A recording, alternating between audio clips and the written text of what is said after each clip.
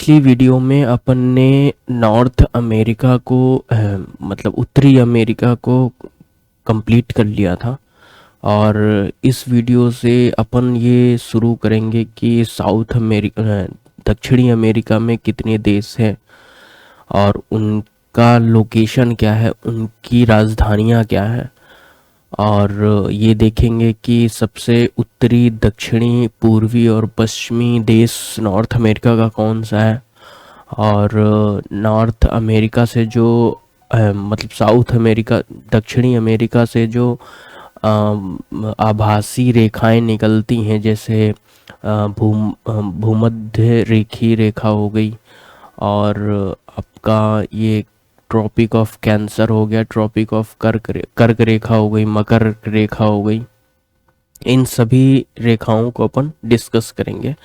और इसके बाद अपन तटीय क्षेत्र को डिस्कस करने के साथ साथ इसके आंतरिक भौतिक भूगोल को भी डिस्कस करते हुए अपन दक्षिणी अमेरिका को ख़त्म करेंगे। तो सबसे पहले देख लेते हैं कि दक्षिणी अमेरिका में कौन सा देश कहाँ पर अवस्थित है। तो ये जो आप देख रहे हैं ये दक्षिणी अमेरिका है।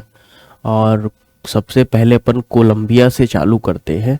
यहाँ पर आप देख रहे होंगे कि कोलंबिया देश अवस्थित है, जो येलो कलर का है, और बोगोटा कोलंबिया देश की राजधानी है। यहाँ पर इम्पॉर्टेंट बात ये है कि कोलंबिया एक ऐसा देश है जो जिसके जो तटीय क्षेत्र है वो दोनों महासागर में है।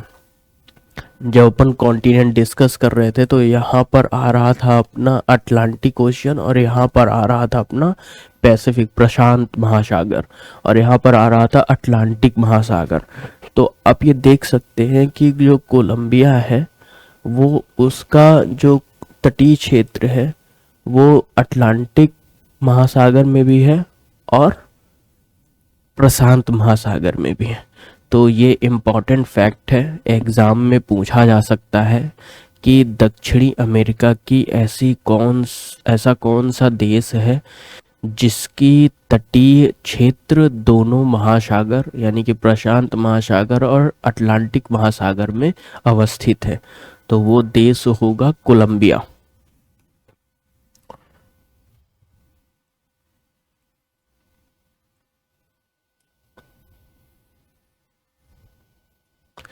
फिर अपन दक्षिण की ओर देखते हैं तो आप ये देखेंगे कि यहाँ पर पेरू देश अवस्थित है जो पिंक कलर में है, और लीमा जो है वो पेरू देश की राजधानी है। और इसके ऊपर अगर आप देखेंगे कोलंबिया और पेरू के बीच में तो इक्वाडोर अवस्थित है, और क्विटो जो है वो इक्वाडोर की राजधानी है। तो अभी सिर्फ अपन मार्क कर रहे हैं कि कौन सा देश और उसके राजधानी कहाँ पर अवस्थित है, और इसके बाद उनसे संबंधित विशेष बातों को भी अपन देखेंगे। इसके बाद आप देखेंगे कि यहाँ पर जो तटीय देश है उसे कहते हैं चिली। और चिली की जो राजधानी है वो यहाँ पर अवस्थित है। आप देख सकते हैं सैंटियागो जो है वो चिली की राजधानी है। और अगर आप यहाँ पर देखेंगे तो चिली का जो क्षेत्र है वो सबसे दक्षिण में अवस्थित है। तो आप ये कह सकते हैं कि जो चिली देश है वो दक्षिण अमेरिका का दक्षिणतम देश है। और यहाँ आप ये कह सकते हैं कि जो इक्वाडोर है वो पश्चिमी देश है। यहाँ पर देखने पे आपको तो ऐसा लगेगा कि यहाँ पर जो पेरू है वो सबसे पश्चिमी में अवस्थित है, लेकिन यहाँ पर एक आइसलैंड है जिसको कहते हैं गैलापागोस आइसलैंड। और गैलापागोस आइसलैंड जो है वो इक्वाडोर का ही पार्ट है, इसलिए इक्वाडोर जो है वो सबसे पश्चिम में अवस्थित दक्षिण अमेरिका का देश है। इसके बाद आप देखेंगे कि यहाँ पर अर्जेंटीना है जो येलो कलर से है, और अर्जेंटीना की जो राजधानी है वो ब्यूनोस आयरस है जो तटीय क्षेत्र पर अवस्थित है। इसके बाद आप देखेंगे कि यहाँ पर उरुग्वे है, और मोंटेवीडियो जो है वो उरुग्वे की राजधानी है जो तटीय क्षेत्र पर अवस्थित है। और इन दोनों अर्जेंटीना और जो उरुग्वे की राजधानियां हैं वो दोनों जो वहाँ की कमर्शियल ग्रासिंग है, मतलब कि जो व्यापारिक जो वाणिज्यिक जो वहाँ के चारा का उत्पादन होता है उन्हीं के विकास से इन दोनों की राजधानी का विकास हुआ है। तो इसको अपन डिस्कस करेंगे डिटेल से जब अपन फिजिकल लैंडस्केप डिस्कस करेंगे। उसके बाद आप देख सकते हैं यहाँ पे बोलीविया है, और लापाज जो है वो बोलीविया की राजधानी है, और बोलीविया एक लैंडलॉक कंट्री है। उसके बाद आप यहाँ पे देख सकते हैं पराग्वे है, और असुंसियन पराग्वे की राजधानी है।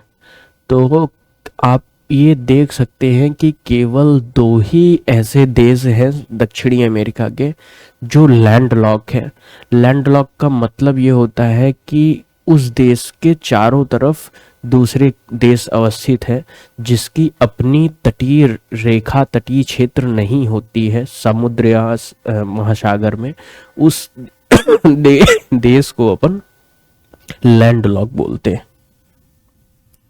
और एक कॉन्सेप्ट और होता है, एक तो होता है लैंडलॉक और एक होता है डबल लैंडलॉक। तो जब डबल लैंडलॉक देश आएगा, जैसे एक यूरोप में है और एक एशिया में है, तो जब वो देश आएंगे तो अपन डिस्कस करेंगे कि डबल लैंडलॉक देश क्या होते हैं। इसके बाद आप ये देख सकते हैं कि यहाँ पे ब्राज़ील है, और जो इसकी राजधानी हो ब्राज़ीलिया है। ब्राज़ील बहुत ही महत्वपूर्ण देश है दक्षिण अमेरिका का।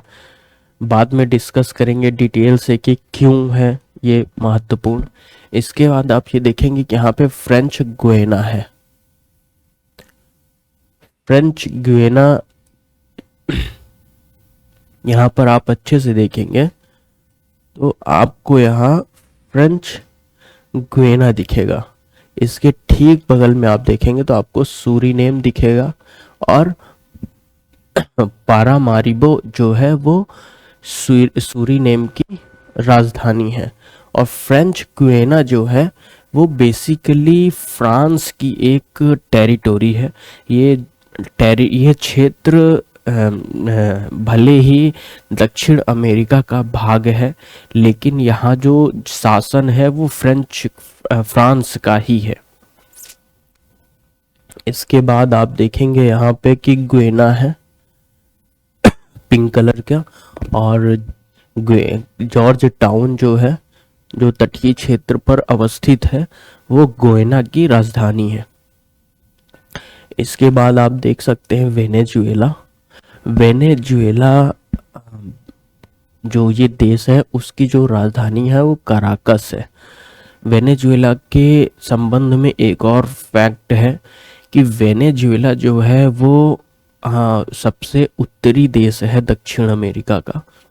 देखने में ये लगता है कि कोलंबिया जो है वो सबसे उत्तरी देश है, लेकिन यहाँ पर अटलांटिक महासागर में एक ABC आइसलैंड है, और जो ABC आइसलैंड है वो वेनेजुएला का ही पार्ट है। इसलिए जो वेनेजुएला है वो सबसे उत्तरी देश है दक्षिण अमेरिका का। तो अपन ने डिस्कस कर लिया कि सबसे उत्तरी देश वेनेजुएला है, सबसे दक्षिणी देश चिली है, सबसे पश्चिमी देश इक्वाडोर है, और सबसे पूर्वी देश ब्राज़ील है। तो उम्मीद है कि आपको ये समझ में आ गया होगा कि कौन सी कंट्री कहाँ पर अवस्थित है। अब अपन ये देख लेते हैं कि जो हमारी आभासी रेखाएं हैं, जैसे भूमध्य रेखीय है, कर्क रेखा है, मकर रेखा है, वो कहाँ से, किन देशों से गुजर रही हैं। तो सबसे पहले अगर आप ये देखेंगे तो यहाँ से आप ये देखेंगे कि यहाँ से इक्वेटर गुजर रहा है, यहाँ से इक्वेटर गुजर रहा है। इसके बाद यहाँ से ट्रॉपिक ऑफ कैप्रिकॉर्न गुजर रहा है। इसका मतलब ये है कि केवल दो ही ऐसे आभासी रेखाएं हैं जो दक्षिण अमेरिका से गुजर रही हैं। बेसिकली आभासी रेखाओं को हम चाहे तो जितने भी डिग्री में खींच सकते हैं, लेकिन जो जलवायु क्षेत्र के दृष्टिकोण से महत्वपूर्ण रेखाएं हैं उन्हें मुख्य रूप से ट्रॉपिक कर्क रेखा, भूमध्य रेखा और मकर रेखा माना गया है, क्योंकि जो सूर्य की किरणें होती हैं इन्हीं दो ट्रॉपिक ऑफ मकर रेखा और कर्क रेखा के बीच ही इनका उत्तरायण और दक्षिणायन होता है।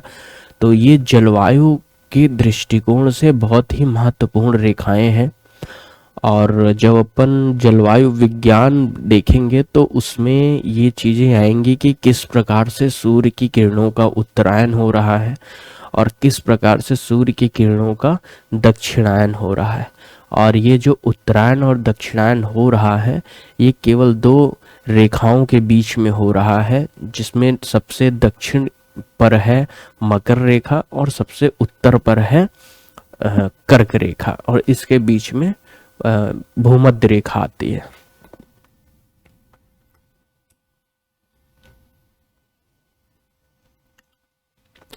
तो आप देख सकते हैं कि अगर इक्वेटर यहाँ से पास हो रहा है तो ये इक्वाडोर से गुजर रहा है, कोलंबिया से गुजर रहा है, ब्राज़ील से गुजर रहा है और उसके बाद ये अटलांटिक ओशियन में पहुंच जाता है।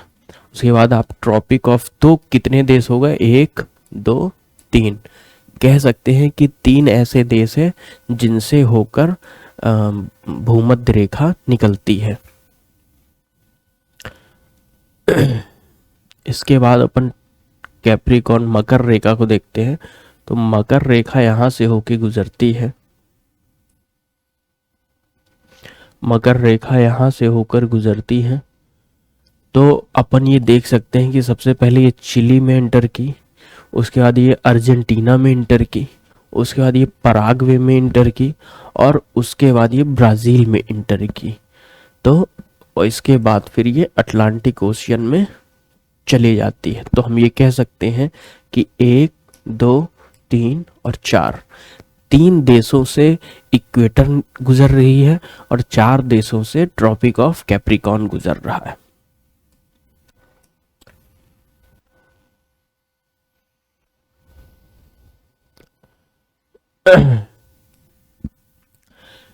तो अब इस वीडियो में अपन इतना ही करते हैं। अगली वीडियो में अपन फिजिकल लैंडस्केप के बारे में चर्चा करेंगे और इसके पहले अपन चर्चा करेंगे कि कोस्टल रीजन साउथ अमेरिका का उसमें कौन कौन से महत्वपूर्ण क्षेत्र हैं। तो इसका डिस्कशन अपन नेक्स्ट वीडियो में करेंगे।